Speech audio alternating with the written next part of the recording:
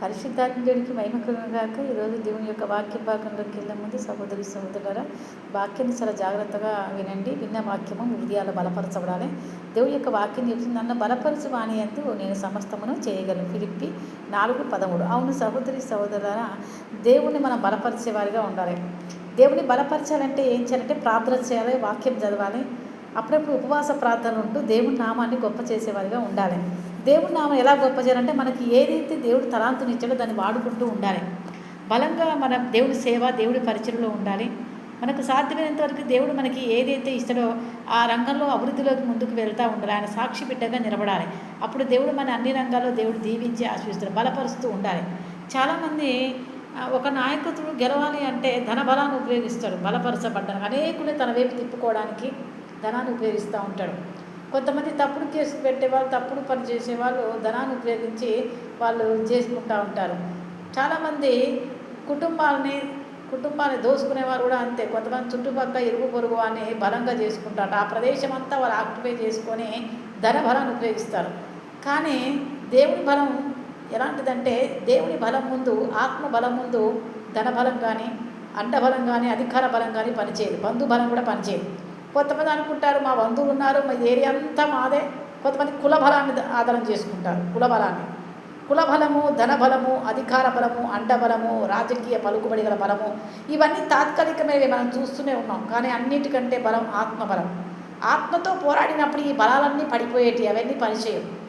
ఒక నాయకుడిని నెబుకద్నెజరు రాజే దేవుడు గడ్డి తినిపించాడు, బలాన్ని ఉపయోగించుకున్నాడు. నేను రాజును కదా అని విర్రవీగిపోయాడు. దేవుడు ఆయనని కుప్పలా కూల్చేశాడు. సౌలుని రాజును కదా అనుకున్నాడు. దేవుడు తప్పకుండా సౌలుని తీసి దావీదుని దేవుడు సింహాసనం ఎక్కించాడు. కాబట్టి ఆత్మబలం పనిచేయాలండి, ధన బలం కాదు, అధికార బలం కాదు. నీకు ధైర్యం, దమ్ము, శక్తి, బలం ఉంటే దేవుడి దగ్గరకు వచ్చి మోకరించి న్యాయం ఏంటి, నీతి ఏంటి తెలుసుకొని ఆ నీతి న్యాయంగా మెదలగలగాలి. అందుకే చెప్తాను, నన్ను బలపరచువాని నేను సమస్తము చేయగలను. దేవుడు సమస్తము చేసేవాడు. ఆయనకు అసాధ్యమైందంటే ఏది లేదు. సమస్తము నాకు సాధ్యమైనటువంటి దేవుడు. ఆ మానవుడికి అసాధ్యంగా అనిపించవచ్చు కొన్ని పనులు. ఇక అయిపోయిందంటే అంతా అయిపోయింది అనుకుంటారు. కానీ దేవుడు అయిపోయింది ఎప్పుడైతే ముగింపు అనుకున్నారో దాన్ని ఆరంభించేవాడు దేవుడు.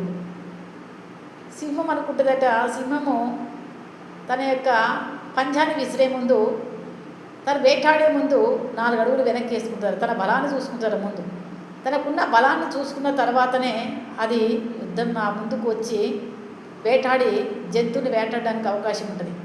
అదేవిధంగా క్రైస్తవత్వంలో ఉన్నటువంటి మనం వెనక్కిపోతున్నామంటే పారిపోయి కాదు, వెనక్కిపోతున్నామంటే మరి మన దేవుడు అన్యాయస్తుడు కాదు. కాబట్టి ఓర్పు సహనం అనేది మనకు చాలా అవసరం. ఓర్పు సహనంతో అన్నీ బయటపడతాయి. నిజాలు నెమ్మదిగా వస్తాయి, అబద్ధాలు తొందరగా పాకిపోతాయి.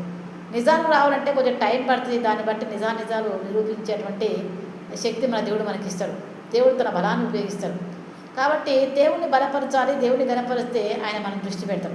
మనం ఎప్పుడైతే దేవుడి మీద దృష్టి పెడతామో దేవుడు మన మీద కూడా దృష్టి పెడతాడు. ఎందుకంటే అసలు దేవుడు మనం తయారు చేసి భూమిని పంపించింది ఆయన పనిచేయడానికి, ఆయనకి స్తుతులు స్తోత్రాలు చేయడానికి, స్తుతించడానికి. ఈ స్తుతులు స్తోత్రాలు దేవుడు ఎవరికి అధికారం ఇచ్చాడంటే దేవదూతలు చేసుకుంది స్తుతించడానికి. పరలోకంలో కోటాను దేవదూతలను తయారు చేసి ముందుగా లూసిఫర్ని తయారు చేసింది ఏంటంటే ఆయన స్తుతించి ఆరాధిస్తారు కదా అని తయారు చేస్తే, ఎప్పుడైతే లూసిఫర్ తను దేవుడి స్థానాన్ని కోరుకోవడం వల్ల పరలోకంలో కింద ఉన్నటువంటి దేవదూత లోకంలో చాలా యుద్ధం జరిగింది. ఈ సమాచారం విన్నటువంటి మిఖాయేలు దిగొచ్చి ఏం జరుగుతుందో తెలుసుకున్నప్పుడు అప్పుడు అర్థమైపోయింది. ఏంటంటే గొడవ జరుగుతుంది, దేని కారణం అంటే ఏంటంటే దేవుడి స్థానాన్ని కోరుకోవాలనుకున్న ఈ లూసిఫర్ ఆత్మని వెంటనే లూసిఫర్ గారిని వెంబటే ఆ యొక్క మిఖాయేలు దూత పోరాడి లూసిఫర్ని పాతాళంలోకి దేవుడు నెట్టివేయడం జరిగింది. చాలామంది అంతే, ఒక కుటుంబాన్ని దోసుకోవాలి, ఒక కుటుంబాన్ని వారి స్థానంలోకి నెట్టుకోవాలని చూస్తే దేవుడు ఊరుకునేవాడు. పాతాళపు అధోగతి పాలడానికి దేవుడు చూస్తాడు. కాబట్టి ఆలస్యం జరగవచ్చు, కానీ ఒక టైం అనేది దేవుడికి దేన్ని నిర్ణయిస్తాడు. కాబట్టి సోదరి సోదరా, దేవుడు తన బిడ్డని వాడుకొని బలపరిచేటువంటి స్థానంలో మరొకరు ఆశ్రయించాలంటే దేవుడు ఊరుకునేవాడు కాదు. ఆయన ఊరుకోవడానికి మానవమతుడు కాదండి. దయచేసి ఎవరైనా సరే క్రైస్తవత్వం అని చెప్పుకుంటూ మోసాలకు, అక్రమాలకు పాల్పడద్దు. క్రైస్తవుడికి న్యాయం చేయాలి. ఒక కుటుంబానికి అన్యాయాలు జరిగినప్పుడు న్యాయం చేసేవారిగా ఉండాలి. దేవుని నామాన్ని బలపరచాలి. బాధలు, వేదనలు, కష్టాలు, ఇరుకులు, ఇబ్బందులు, శ్రమలు, అనాథలకి దిక్కులేని వారిని ఆదరించాలి. మా సారు చాలా ప్రాంతాల్లో పరిచయకి వెళ్ళాడు. ఇది అక్టోబర్ నెల ఇదే డిసెంబర్ నెలలో డిసెంబర్ నెలలో చాలా ప్రాంతానికి కూడా మా సార్ ప్రాంతానికి వెళ్ళేవారు. వెళ్ళి తనకు తోచినంత సహకరించేవారు. అక్టోబర్ నెల 6 నెలలు కూడా వెళ్ళేవారు మధ్య మధ్య. తనకున్నటువంటి ఆ జీతంలోనే ఉన్న పెన్షన్లోనే మేము కొద్దిగా అనేకులకు ఇస్తూ వచ్చేవాడు. పాస్టర్లకు కానీ దైవజనులకు సహాయం చేశాడు మా సార్ చాలామందికి. అలాంటి సార్ దొరకడం నా అదృష్టం. అంతేకాదు ఆయన మేము ఎప్పటికీ మర్చిపోదు. దేవుడు అని నా రాకడ వస్తే మరొకసారి అయితే తప్పకుండా నేను కలుసుకోవాలని ఆశపడుతూ ఉంటాను. ఎందుకంటే ఇక్కడ ఉన్నంత వరకు కూడా ఆయన నాకు చాలా విషయాలు బోధించాడు. ఎలా ఉండాలి, ఎవరితో ఎలా ఉండాలి, అన్ని విషయాలు కూడా నాకు చర్చించాడు. దేవుడి చిత్తంలో యూట్యూబ్ ఛానల్లోకి వెళ్ళాలని మేము ఆశపడుతున్నాం. తొందరగా ఆ కార్యక్రమాన్ని కూడా దేవుడు ఇస్తే తప్పకుండా ఏం జరిగింది, ఎలా జరిగింది, మా సారు దగ్గరికి ఇక్కడ రావడానికి ఒంగోలు ఎలా వచ్చాను, అంతకుముందు యొక్క జీవితంలో ఏ ప్రాంతానికి పరిచర్యకి వెళ్ళాను, ఎలాంటి పరిచర్యలు నడిచాను, నాతో పాటు ఎంతమంది పరిచర్యలో పాల్గొన్నారు, ఆ పరిచర్య యొక్క విషయంలో నేను ఎంతమంది బాధలు, కష్టాలు, వేదనలు ఉన్న వారి కొరకు, దిక్కులైన అనాథల కొరకు ఎలా ప్రార్థన చేశామో, గిరిజన తండా ప్రాంతాల్లో నేను స్కూల్ టీచర్గా నా అనుభవాన్ని బట్టి టీచర్గా ఉన్నప్పుడే నేను అనేకుల ఆత్మని బలపరిచాను. టీచర్గా నేను 18 సంవత్సరాలు స్కూల్ టీచర్గా జాబ్ చేశాను. గవర్నమెంట్ స్కూల్లో ప్రైవేట్ వాలంటరీ పోస్ట్ చేశాను. తర్వాత బాలవాడి టీచర్గా అనేక ప్రాంతాల పరిచయం చేయడం కూడా జరిగింది. ఈ విధంగా అయిన తర్వాత నేను దేవుడు నన్ను ఒంగోలు నడిపించినా కూడా నేను దేవుడి నామాన్ని బలపరుచుకుంటే వచ్చాను. 3 గంటల నుంచి 5 గంటలు 6 గంటలు కూడా ప్రార్థన నడిపించాము. 100 మంది దాకా నడిపించాం. సార్ కూడా ఇష్టపడ్డాడు. ఏదైనా సార్ అనుమతితోనే 5 సంవత్సరాలు బయటికి వెళ్ళలేదండి. సార్ అనుమతితోటే నడిచాము. ఆయన కట్టుబడి ఉన్నాం. ఆయన చెప్పిన విధంగా నడుచుకుంటూ ముందుకు వచ్చాం.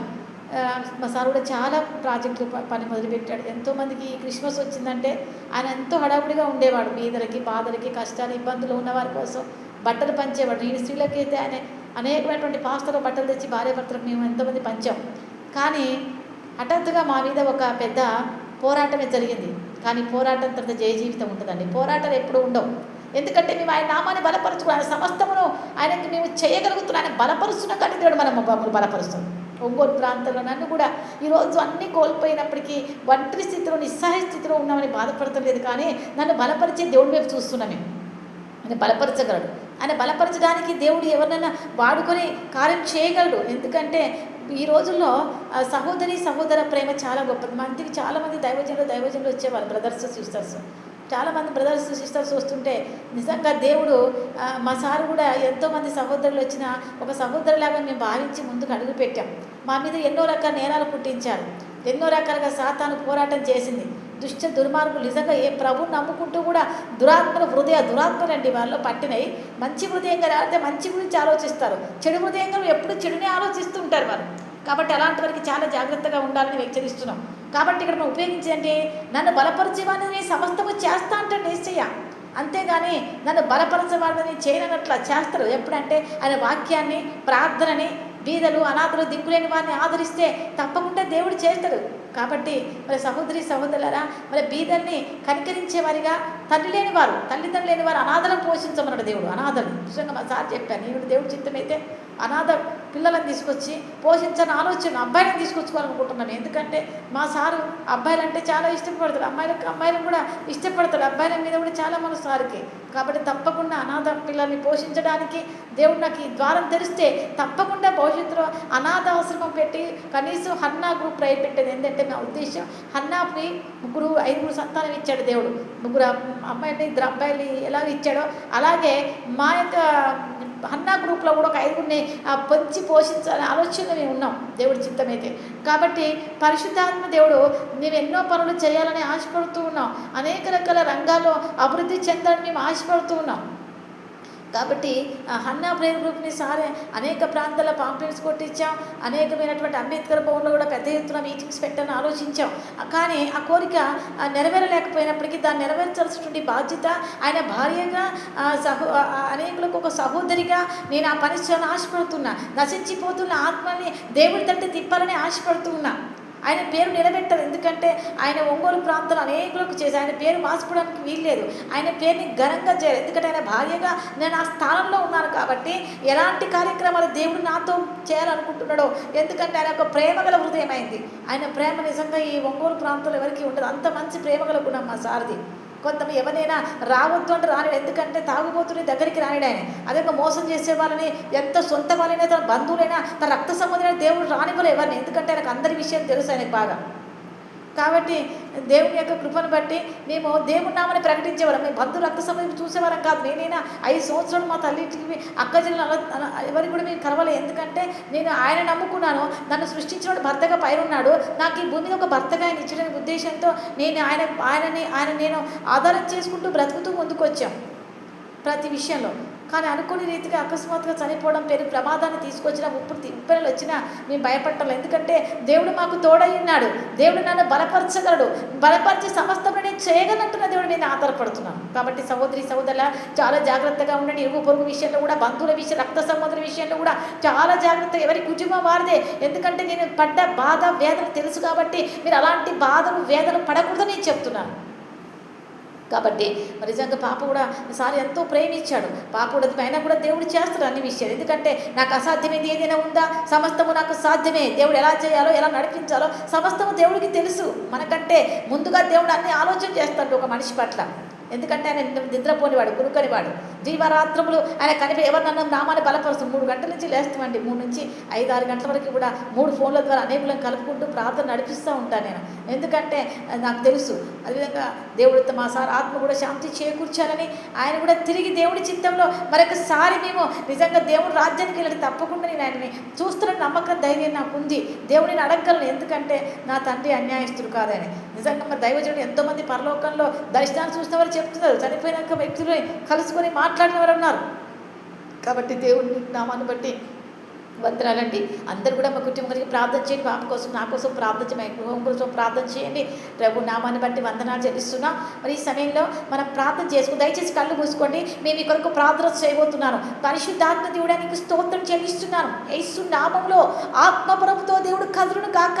అయ్యా ప్రతి ఒక్క హృదయంలో మీరు బలపరచమని అడుగుతున్నానయ్యా. ప్రతి హృదయాన్ని స్థిరపరచమని ప్రార్థిస్తున్నాను యేసయ్యా. ప్రతి హృదయం మీద దేవుని యొక్క సన్నిధితో నింపబడును గాక. ప్రార్థన బలిపీఠం కట్టబడును గాక. యేసు నామంలో నూతన అభిషేకం దిగాలి ప్రభా. పరిశుద్ధాత్మలో బలపరచబడును గాక.